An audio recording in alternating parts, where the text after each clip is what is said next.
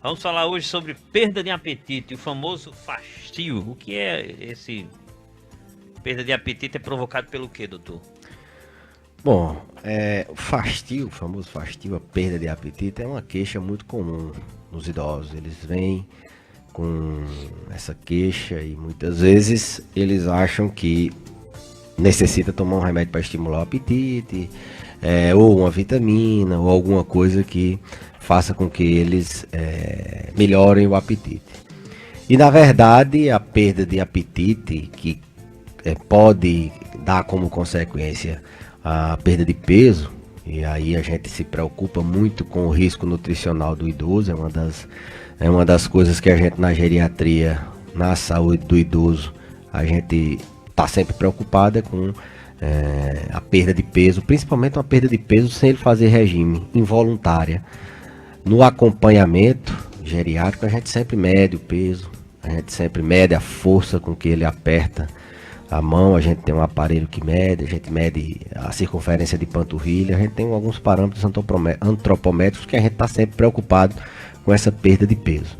Então eles acham que, na grande maioria das vezes, em virtude, aliás, é um estimulante do apetite que vai resolver o problema, e na verdade não é. A perda de peso no idoso ela tem inúmeras causas, né? Desde um problema na prótese, uma prótese mal ajustada, ou um dente que ficou, um dente cariado. Isso faz com que ele diminua a quantidade de alimentação, ele se alimente pior. Tem as medicações, muitas medicações a gente sabe que tem como efeito adverso perda de apetite, e a gente tenta manejar isso da melhor forma. Quando a gente inicia uma medicação e que ele perde o apetite, a gente tenta pelo menos suspender por um período, a gente tenta substituir por outra, e assim a gente vai. Então o medicamento também é uma causa de perda de apetite muito importante.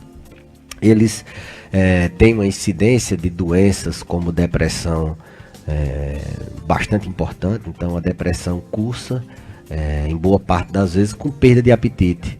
Os pacientes idosos eles têm perda de apetite em virtude de doenças como a depressão.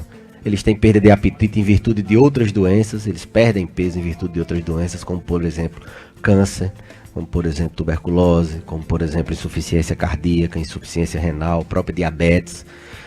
São doenças que cursam naturalmente com perda de peso, com perda de apetite. Então, dente, doenças, principalmente depressão, demência, os pacientes que têm demência, eles perdem peso pela demência e às vezes pelo tratamento da demência. Eles perdem peso, perdem apetite também. Outras causas gastrointestinais, pacientes que têm síndrome dispépticas, por exemplo, tem azia, tem queima, tem empachamento, eles têm se engasga com frequência, tem disfagia, eles têm perda de peso por causa dessa condição do estômago. De peso e de apetite. De peso de apetite, assim, vamos dizer, né? Ele tem perda de apetite porque azia, fica empachado, ele se engasga, então ele perde o apetite e funciona como um sistema de recompensa. Se ele come e sente mal, ele começa a não querer mais comer. Dor, Sidney, também da perda de apetite, dor em qualquer lugar, a gente sofre perde o apetite, infecções, a gente perde o apetite.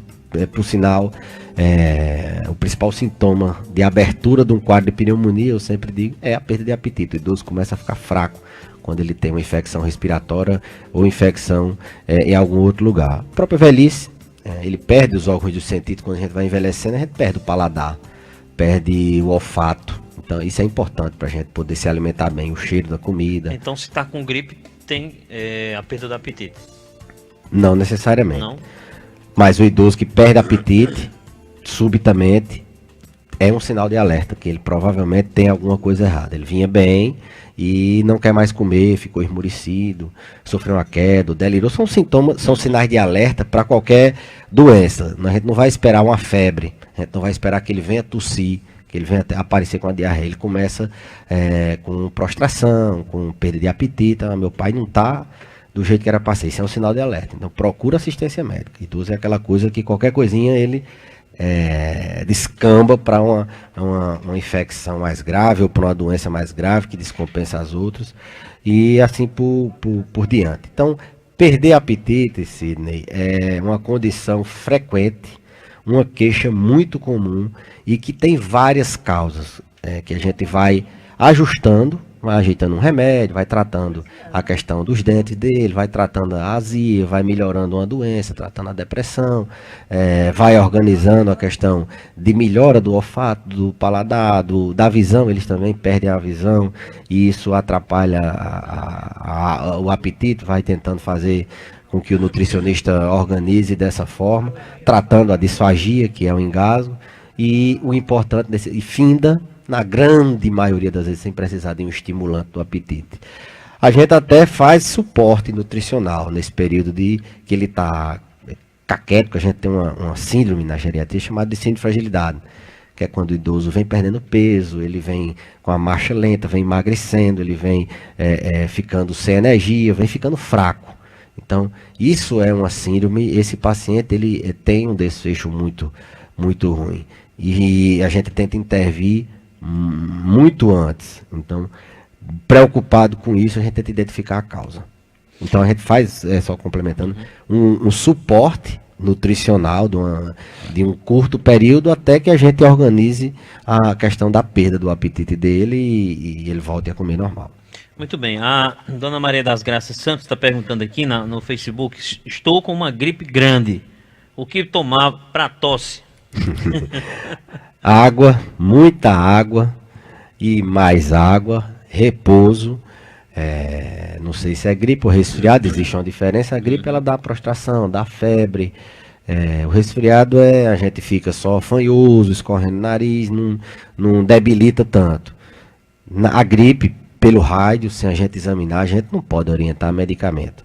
O que a gente orienta é aumentar a hidratação, porque você deixa o catarro mais líquido, então você expectora melhor.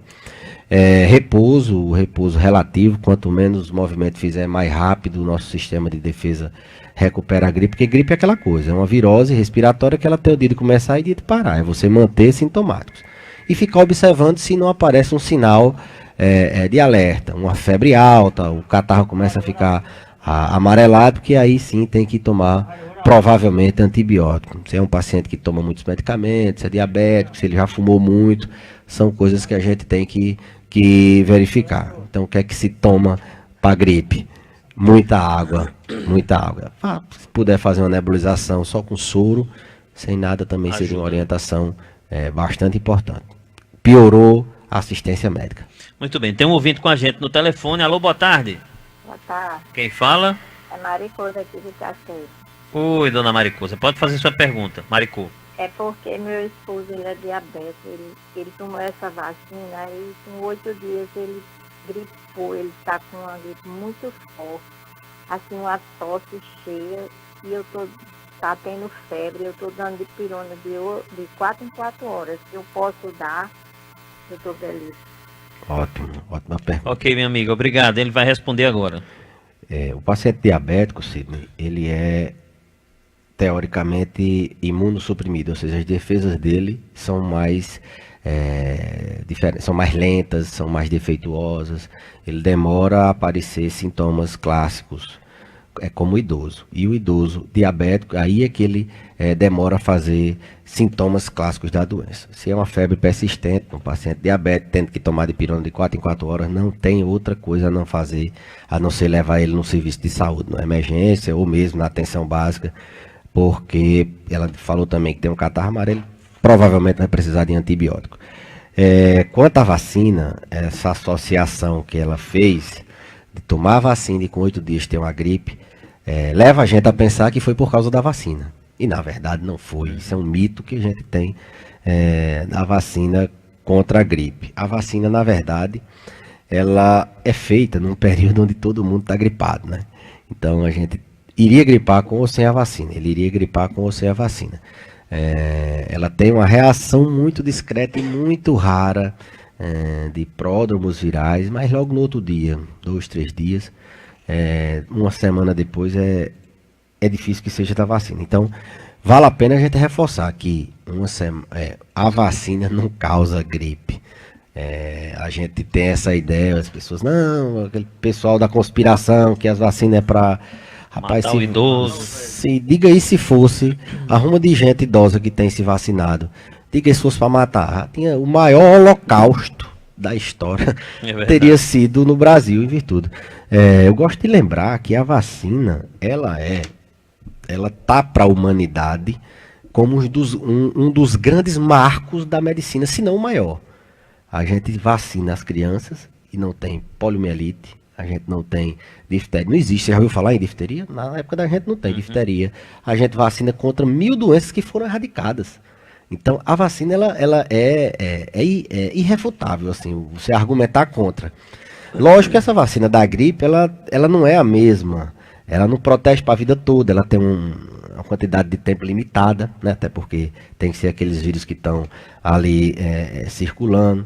Ela é injetável, então ela é desagradável, as pessoas tendem a colocar alguma coisa contra a vacina. Ela tem essa história da alergia do ovo, que as pessoas também utilizam, e é dada na época da gripe, que todo mundo gripa e associa com a vacina. Eu acho que no futuro a gente vai conseguir fazer uma vacina melhor, mais duradoura, que seja aplicada de uma forma talvez oral, não sei. Em época anterior, por exemplo, ao período, né? Eu acho que isso é uma coisa fundamental, adequar a região. Você tem gripe aqui no começo, eu sempre digo, quando vem fazer a vacina, essa campanha do Ministério no Brasil todo, quando vem fazer a vacina aqui em Caicó, quem tinha de morrer de gripe já morreu, quem não tinha vai escapou, vai proteger, né? Então, é uma crítica que a gente faz, talvez isso no futuro seja possível, mas acabar com essa história de que vacina para matar, não, isso não existe, não. A gente está no século XXI, né? Século XXI, e a gente ainda está achando que vacina, se fosse assim, as crianças não tomariam vacina. Então não existe isso, pode tomar. Inclusive, Sidney, eu queria reforçar a importância, até como forma de sensibilização dos profissionais de saúde. A gente sabe que tem muitos profissionais que ouvem nosso programa, não só profissional médico, mas de outras áreas que trabalham na saúde, agente de saúde, enfim, para reforçar a importância da vacina da pneumocócica para as pessoas que têm indicação, né? Idosos que têm algumas doenças crônicas, eles têm indicação de tomar aquela vacina para pneumonia. Idosos institucionalizados, do abrigo, tem que tomar de 5 em 5 anos. Então aproveita, essa época da influenza é a época que vem, o Ministério não disponibiliza uma quantidade suficiente, a gente tem que justificar, muito bem justificado, para o idoso receber essa vacina, mas além da gripe, tem a da pneumonia, que diminui drasticamente a incidência de pneumonia no idoso. Muito bem, doutor. Tem outro ouvinte que mandou mensagem aqui, pergunta, dona Francileda. Boa tarde, gostaria que o doutor Belísio falasse sobre essa gripe violenta que está atacando todo mundo. Tenho 65 anos, não consegui tomar a vacina, gripei dia 1º de maio, já fui ao médico, terminei o medicamento e não fico boa. Continuo com a nebulização e lavando o nariz com soro fisiológico. É uma tosse cheia, tem hora que entope o nariz e tapa os ouvidos. À tarde, a pessoa se sente melhor, durante a noite piora e fica o dia quase todo se sentindo ruim. Não tenho febre, vou procurar o otorrino agora. Dona Francileda. Ela disse a idade? Não disse. Bom, 65 anos. 65 anos. Uma infecção respiratória, uma gripe, uma pneumonia no idoso, ela tem um período de convalescência, de restabelecimento das funções normais, Sidney, geralmente em torno de 30 dias. Então a gente, se não houve piora do quadro, ficou só essa tosse persistente, a gente imagina que seja o período, a evolução natural da doença. Mas, se é um paciente que fumou muito tempo, ele é DPOC, tem enfisema pulmonar, se é um paciente com risco nutricional, imunossuprimido, a gente tem que pensar, passou de 15 dias, a gente tem que pensar em tuberculose. Torcidor de 15 dias, a gente tem que fazer um raio-x e ver se não tem rinocinusite associada, será que ele não está numa tosse crônica, e a principal causa de tosse crônica é a rinocinusite, de forma que não melhorou com 30 dias, tem que se investigar com mais, porque teoricamente as pessoas jovens já estão sem sintomas e as pessoas mais velhas, elas estão, eu considero uma pessoa com 65 anos, se não tiver muita doença, uma pessoa relativamente jovem. Então tem que se buscar outras causas, pode ser um enfisema, pode ser a rinocinusite, pode ser uma tuberculose. A gente pega assim, caso de tuberculose, é comum no idoso. Tuberculose, não estou dizendo que é o caso dela, estou falando a abordagem geral de uma gripe mal curada que o pessoal já comenta. Ela está fazendo certo, que é nebulização, mas tosse cheia, persistente, tem que ver se a gripe não evoluiu com a pneumonia, tem que ver se era uma pneumonia, se não evoluiu com um germe resistente a um antibiótico que ela tomou. É fundamental essa reavaliação. Acho que ela está fazendo certíssimo. A gente teria que abrir várias hipóteses para pensar em resolver o problema dela. Dona Inácia, minha mãe está dizendo que é alérgica ao ovo e então ela está perguntando, não pode tomar a vacina? Não. Não pode. Não. Então a história do ovo é verídico, né? É verídico. Tem lá como contraindicação a alergia ao ovo. A proteína do ovo. Não sei se é que tem na casca, eu acho que. Tem uma olhadinha aí na internet aí, se é a da casca, agora eu me embananei. Vacina da gripe, ovo. Enquanto isso, só falando aí do apetite, as pessoas que estão com esse fastio, doutor, como é que pode converter essa situação, mudar, resolver essa situação? Tem que ir no médico, mas antes disso, tem alguma coisa que que a pessoa possa amenizar o problema antes de chegar no médico? A perda do apetite sem perda de peso é uma coisa até aceitável em virtude das doenças do envelhecimento. Mas se o paciente começa a perder peso, a gente tem que investir e procurar essas causas que eu falei anteriormente. Então, só perder o apetite não deixa, sim, abre um sinal de alerta. O paciente não tinha perda de apetite e agora não está se alimentando bem. Mesmo não perdendo peso, a gente tem que ver quantidade de massa muscular, ver se ele está perdendo outras funções, se ele está andando mais lento, está sem energia, se ele está ficando mais frágil. O que eu oriento, de maneira geral, é reforçar a alimentação, fazer uma alimentação com qualidade. Idoso, ele precisa muito de proteína. O ovo é uma excelente proteína. Então, reforçar a quantidade de ovo, reforçar a quantidade de leite também, tem proteína muito boa no leite. Evitar os excessos de restrições. Não pode isso, não pode aquilo, não pode isso, não pode aquilo. Às vezes o cuidador, ele tenta ajudar e restringe muito. Não, só pode frutas, damasco e coisa que ele nunca comeu. E na verdade o que ele tem vontade de comer, ele não está comendo. Isso, de maneira geral, orienta o idoso a se alimentar bem, com qualidade e numa quantidade que seja aceitável. Numa quantidade que seja o que ele precisa.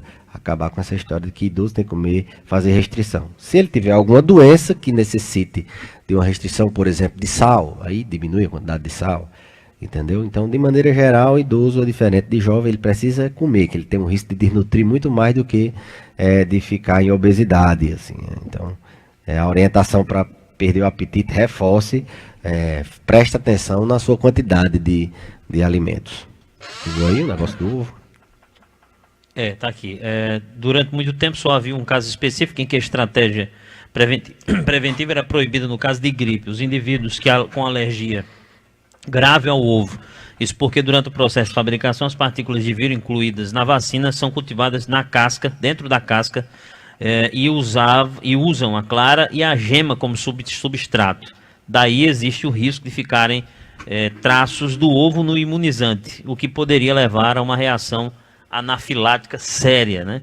Mas essa recomendação caiu por terra recentemente. Nos últimos anos, tivemos avanços que permitiram reduzir substancialmente a quantidade de ovo utilizada na fabricação das doses, esclarece a imunologista Ana Carolina Marinho, coordenadora do Departamento de Ciência Científico de Imunização da Associação Brasileira de Alergia e Imunologia. Com essa evolução, a probabilidade de um evento adverso alérgico ficou muito pequeno, quase nulo. Então, mas pode tomar. Retifico. Eu não tomaria, não. Veja aí qual é a data disso aí. É de março de 2019. É um site leigo, mas abriu. Tem uma informação. Abriu, o site abriu. Não, eu tô dizendo assim, não é da literatura médica técnica, né? Sim. Científica, mas ela tá dizendo, eu não posso discordar. Vamos fazer uma pesquisa e ver. Eu acredito que realmente é por problema, assim, né? Que é uma reação anafilática que ela é muito grave, entendeu? E as pessoas que são submetidas a esse tipo de agravo, elas terminam muito mal. Então eu não posso ser imprudente de dizer que posso tomar vendo um artigo desse na mídia não especializada. Muito bem. A ouvinte que fez a pergunta agora há pouco mandou outra pergunta aqui dizendo o seguinte: já fumei faz muito tempo que parei. Quarta-feira fiz um raio-x, não deu nada. Não tomei antibiótico. Não tem a pergunta aqui. Não, ela acho que é por causa complementou as informações, né? da tosse. Tal, que eu falei. Então, pouco provável que seja uma pneumonia. Talvez tenha a ver com o fumo ainda. Tem que ver a quantidade que ela fumava e há quanto tempo ela parou. A gente tem um cálculozinho de carga tabágica. Pode sim, a lesão do pulmão pela fumaça ela é irreversível. O pulmão dela deve ter ficado com menos defesa, menos cílios, capacidade de eliminar o muco menor.